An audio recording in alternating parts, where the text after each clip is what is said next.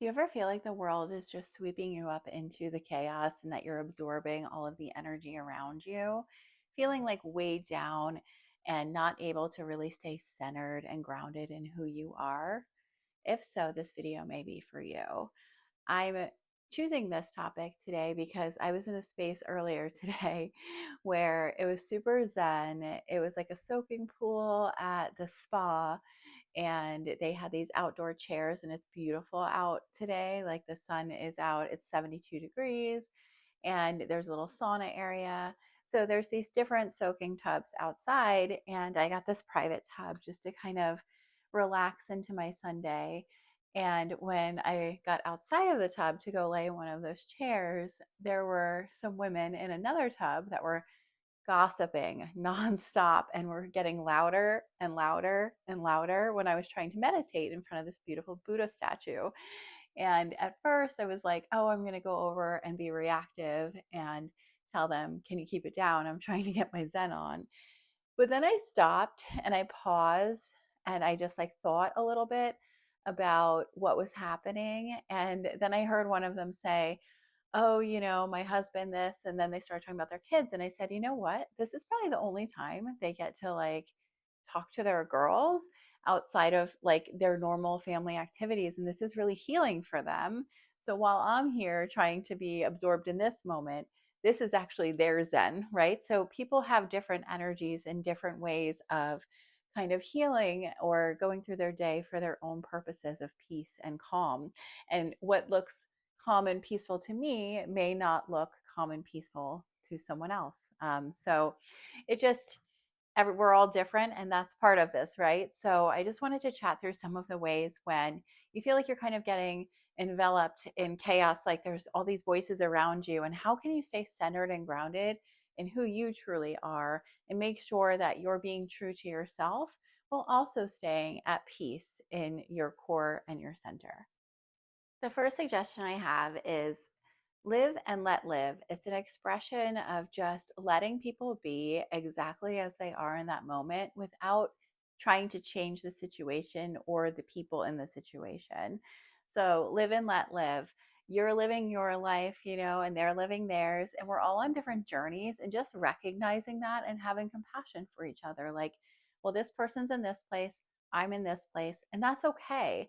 Not trying to make things conform to the way you want it to be. It's almost like taking yourself out of the equation and looking down on the situation and seeing these two separate, say someone's in a different zone than you are and you're over here in one zone, they're in another, and just noticing that and surrendering and letting that be as it is. Let the moment be as it is, I guess, is another way you can say it.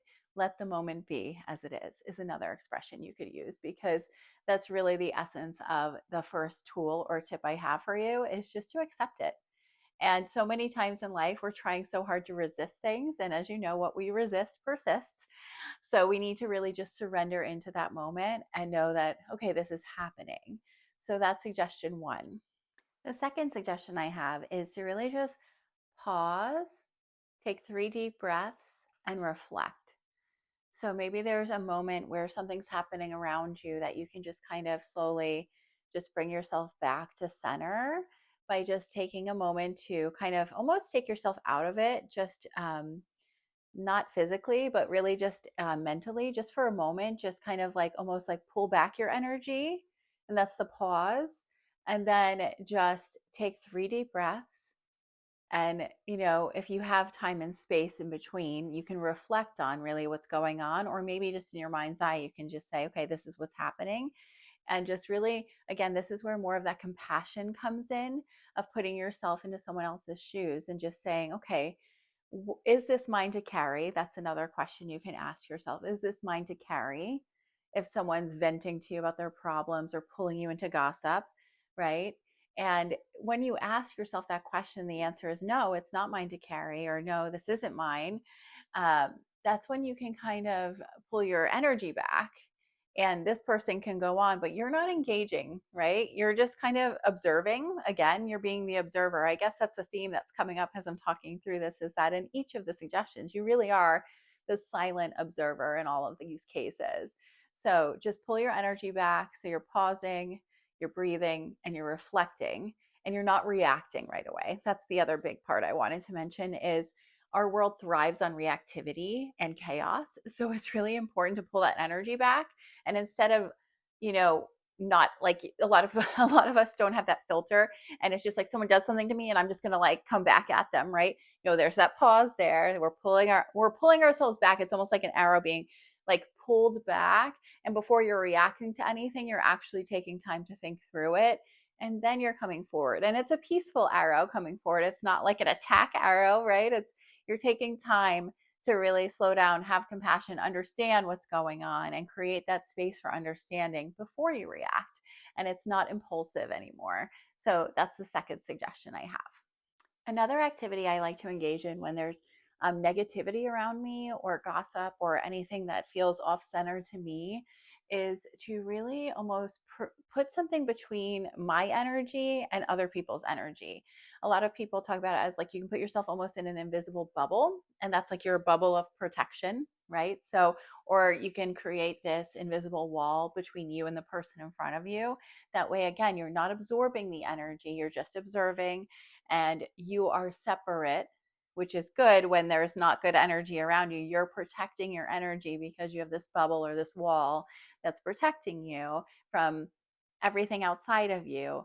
And that's kind of a really cool thing. Is just that visualization alone can really kind of take you out of that situation again, right? And that's another thing that I do sometimes to protect my energy. Another thing you can do is just to ask God in the moment, hey God, can you help me be at peace in this situation? And this reminds me of, we're getting towards summer and there's a lot of like theme parks and just busy places, um, outdoor concerts and venues and festivals where you might be surrounded by like so many people. As I get older, I am not a fan of crowds. I really like to be in my peace, stillness, and my few good people, right? Versus like these crazy crowds. So if you find yourself in one of those places, you can literally just ask God, like, God, please center me and keep me at peace.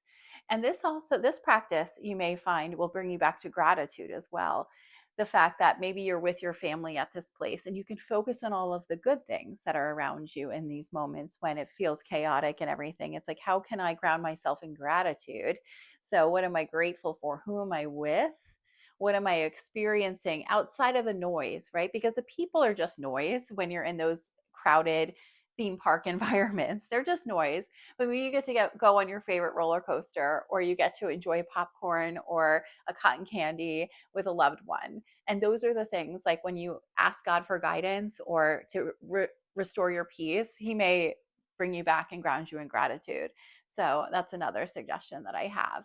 And then the final thing is if something's really getting to you, you may need to physically remove yourself. So we talked a lot about pulling your energy back and things like that, but sometimes it's important to literally like get up and leave the room. If it's affecting you so much, you may need to physically remove yourself, and that's okay.